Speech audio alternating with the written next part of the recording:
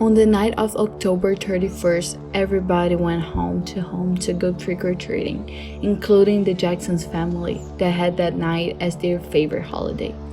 Rue was dressed up as a witch, whereas Mike as a mummy. They went everywhere that evening so as to show off their outfits and get some treats. However, the sky started to get really dark and the streets empty.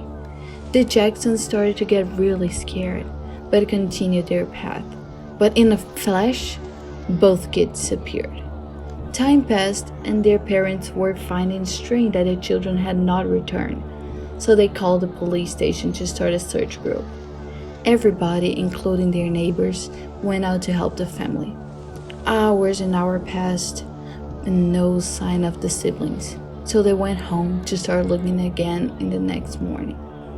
Next week, in a lake not far away, a fisherman saw a trash bag floating, so he called the authorities. When they got there were the bodies of both Rue and Mike. In the same second, the police started an investigation to try to find the killer. Both children were badly hurt, and Rue was definitely tortured by the murder.